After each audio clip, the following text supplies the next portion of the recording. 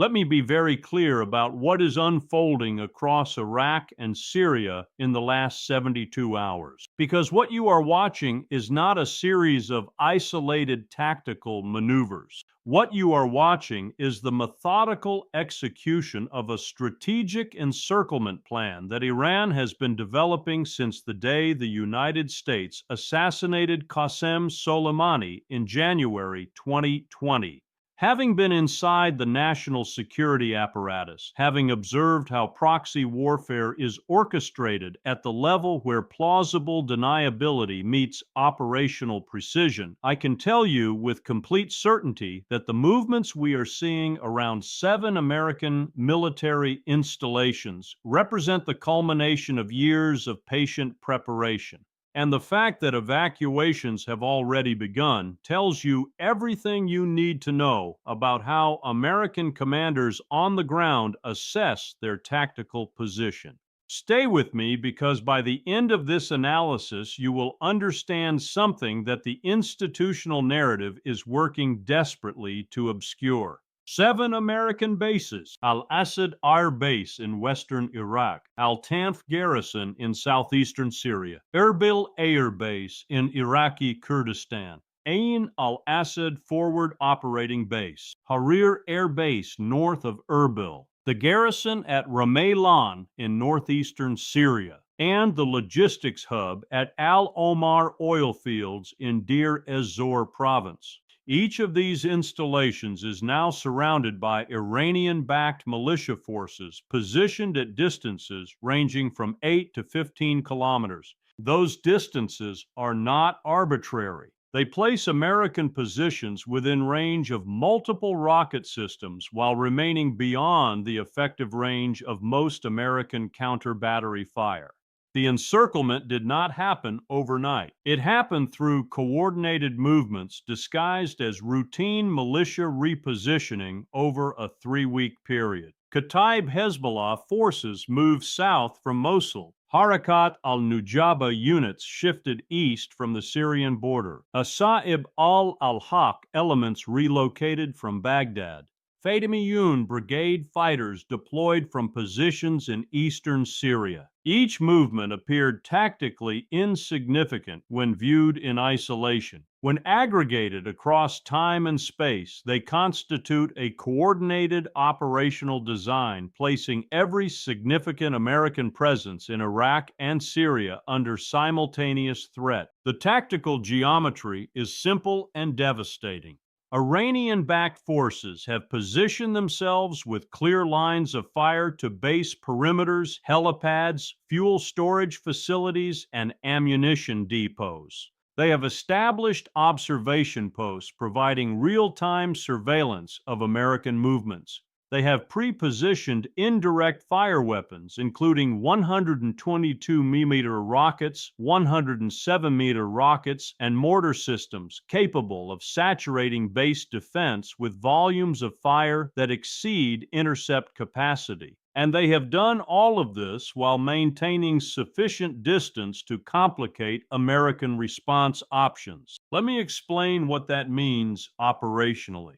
If American forces engage militia positions with artillery or airstrikes, they risk killing Iraqi or Syrian civilians inevitably present in surrounding areas. That creates immediate political complications with host nation governments already ambivalent about American military presence. If American forces conduct ground operations to push militia forces back, they expose themselves to ambushes in terrain that favors defenders. If American forces do nothing, they concede the initiative entirely and accept operating under permanent siege conditions. Those are not good options. They are different versions of strategic failure. But if you think this is simply about tactical encirclement, you are missing the deeper architecture underlying this operation. Because what Iran has engineered is not primarily a military threat. What they have engineered is a political trap designed to force American withdrawal without firing a shot. Let me walk you through the logic. American bases in Iraq exist under terms of bilateral security agreements with the Iraqi government. Those agreements are politically contested, with significant factions within Iraqi parliament demanding complete American withdrawal.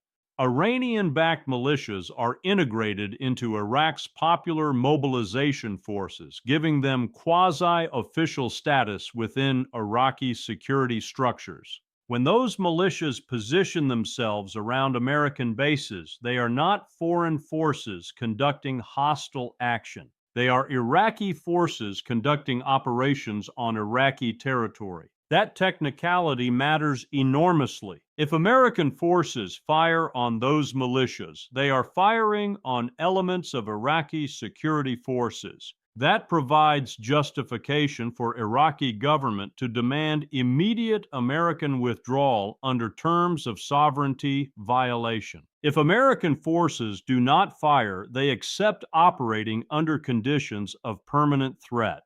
Either way, Iran achieves its objective of making American military presence politically and operationally untenable. Now let me explain why evacuations have already begun, because this is where the operational reality contradicts the public messaging. Official Pentagon statements describe the movements as routine force protection measures and temporary repositioning. That language is carefully calibrated to avoid creating perception of retreat under fire. But having watched how these decisions get made inside command structures, I can tell you what is actually happening. American commanders on the ground have assessed that defending all 7 positions simultaneously is not feasible with available forces. They are consolidating to defensible positions while evacuating non-essential personnel and sensitive equipment from exposed locations. Al-Tanf garrison is being reduced to skeleton crew. Ermailon is being partially evacuated. Al-Omar oil field positions are being reinforced while outlying observation posts are being abandoned. These are tactical retreats being executed under cover of bureaucratic language designed to obscure their strategic significance. The reason these evacuations are necessary is because the force ratios are completely unsustainable.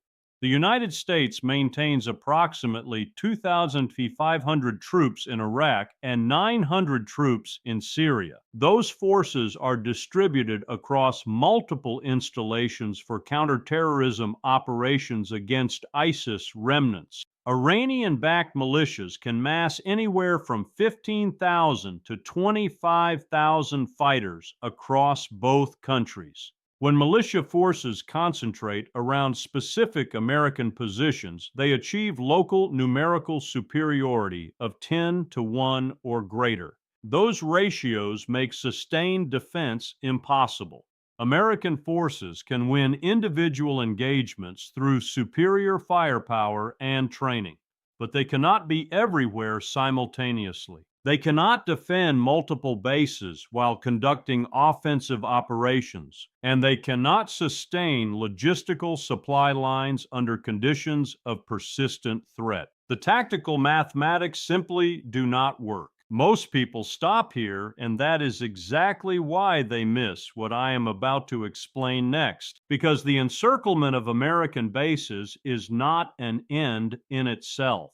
It is the enabling operation for a broader strategic campaign designed to force complete American withdrawal from Iraq and Syria within the next 6 to 12 months. And that campaign is being orchestrated with remarkable sophistication. The first phase was establishing the tactical conditions I just described. Iranian-backed forces positioned to threaten American bases without actually attacking them. That creates political pressure on American decision-makers while avoiding triggering military responses that would unite American public opinion behind continued presence. The second phase is political warfare aimed at Iraqi and Syrian governments. Militias coordinate with political factions demanding American withdrawal. They generate media coverage emphasizing American violation of sovereignty. They organize protests outside bases framed as popular rejection of foreign occupation. All of this creates domestic political pressure on governments to demand American departure.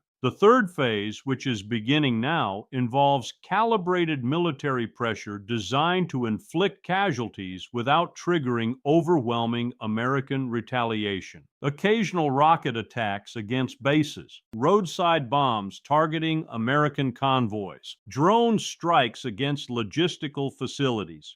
Each incident is plausibly deniable, attributed to rogue elements rather than coordinated campaign. But the cumulative effect is sustained American casualties and operational disruption. The fourth phase, which has not yet occurred but is clearly being prepared, involves mass casualty attacks timed to coincide with political moments when American public tolerance for losses is lowest. This could be a vehicle-borne, improvised explosive device against a convoy. It could be a coordinated assault on an isolated outpost. It could be a drone swarm attack against a helicopter. The specific method matters less than the political impact of American deaths creating pressure for withdrawal. Iran does not need to defeat American forces militarily. They need to make the costs of staying exceed American political will to remain. And they are executing that strategy with patience and precision. Let me steal the American position because I never want you to simply accept my analysis uncritically.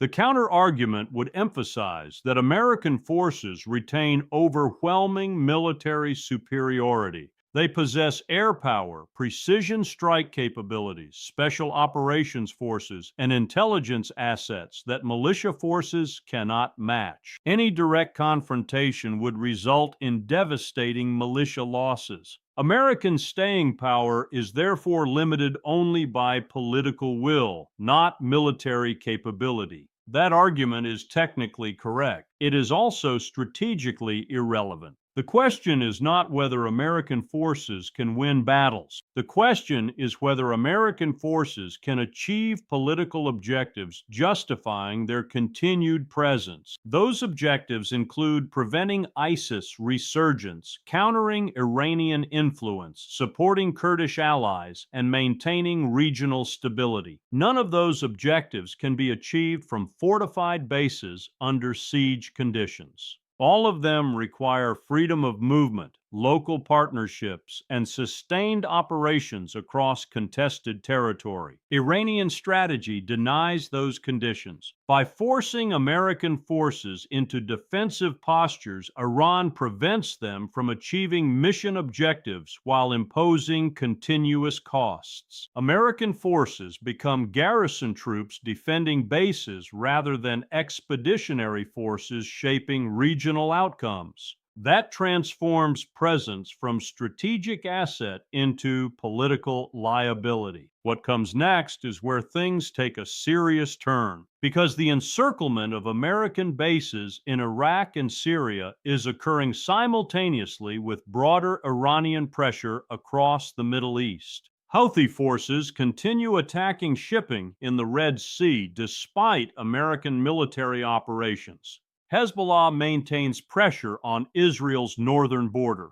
Iranian naval forces harass commercial vessels in the Strait of Hormuz. Hamas continues resistance operations in Gaza despite months of Israeli offensive operations. These are not independent conflicts. They are coordinated elements of Iranian strategy to overmatch American military capacity across multiple theaters simultaneously. The logic is straightforward. The United States cannot sustain high-intensity operations in multiple locations indefinitely. Resources are finite. Political tolerance for casualties is limited. Alliance cohesion degrades under sustained pressure. Iran is testing the proposition that American global military presence is overextended and vulnerable to coordinated pressure. And based on current operational trends, that proposition is being validated. The institutional response within American decision-making circles has been predictable and inadequate. There are calls for reinforcements to defend threatened bases. There are discussions of retaliatory strikes against militia leadership. There are diplomatic initiatives seeking Iraqi government intervention to control militia forces. These responses treat symptoms while ignoring underlying strategic reality. The underlying strategic reality is this: American military presence in Iraq and Syria lacks sustainable political foundation. It exists through bureaucratic inertia and strategic ambiguity rather than clear mandate with domestic or regional support. Iranian strategy exploits that vulnerability by making the costs of staying explicit while offering no clear path to mission accomplishment. Having been inside these decision-making processes, I can tell you how this plays out. There will be meetings producing options papers. Those papers will present alternatives ranging from reinforcement to withdrawal, with various intermediate positions involving reconfiguration or redeployment. Senior leaders will select options minimizing immediate political costs while deferring fundamental decisions. That produces incremental adjustments that appear responsive without actually addressing strategic contradictions. We have seen this pattern before. In Afghanistan, incremental adjustments accumulated over 2 decades before culminating in catastrophic withdrawal. In Iraq, during the initial withdrawal period, partial force reductions created vulnerabilities that ISIS exploited. The institutional preference for managing problems rather than solving them is deeply embedded in American foreign policy bureaucracy. Now we are watching it happen again in real time. Let me elevate this to civilizational implications because that is what is ultimately at stake. For 30 years since the end of the Cold War, American military strategy has relied on the assumption that the United States can maintain forward presence in contested regions through superior military capability. That presence serves multiple functions. It deters aggression, it reassures allies, it enables rapid response to crises, and it shapes regional balances of power. Iranian strategy in Iraq and Syria directly challenges that assumption. They are demonstrating that forward presence creates vulnerabilities that adversaries can exploit through asymmetric means. Bases become targets. Personnel become hostages to political calculations. Technological superiority becomes irrelevant when political constraints prevent its employment. Other nations are watching this demonstration. China is watching American difficulties projecting power in the Middle East while considering Taiwan contingencies. Russia is watching American responses to proxy warfare while calculating escalation ladders in Ukraine. Every adversary and every ally is updating their assessments of American staying power based on what happens in Iraq and Syria over the next 6 months. The precedent being established matters enormously. If Iran successfully forces American withdrawal through encirclement and attrition without direct confrontation, that model will be replicated elsewhere. Forward bases will be seen as vulnerabilities rather than assets. American security commitments will lose credibility. Alliance structures will weaken as partners conclude they cannot rely on American staying power when costs increase. That is the civilizational question. Can the United States sustain global military presence in the face of determined regional opposition, employing asymmetric strategies? Or are we witnessing the beginning of a broader contraction of American power as adversaries learn to impose costs that exceed American political tolerance? I do not know which outcome will prevail. What I know with complete certainty is that the decisions being made right now about those 7 encircled bases in Iraq and Syria will send signals heard in every capital calculating whether to challenge American presence in their region. If this analysis has helped you see the strategic architecture underlying events that mainstream coverage presents as isolated tactical developments, then share it. Discuss it with people who take these questions seriously. Subscribe if you are not already, because what happens in Iraq and Syria over the next months will establish precedents that shape conflicts for years to come. Leave your thoughts below. Tell me, do you believe American forces will still be operating in Iraq and Syria 1 year from now? I read everything you write, and these conversations matter. Stay informed, stay clear-eyed, because the encirclement of 7 American bases is not a news story. It is a strategic inflection point where the assumptions that have guided American military presence for decades are being tested against operational realities that do not care about those assumptions.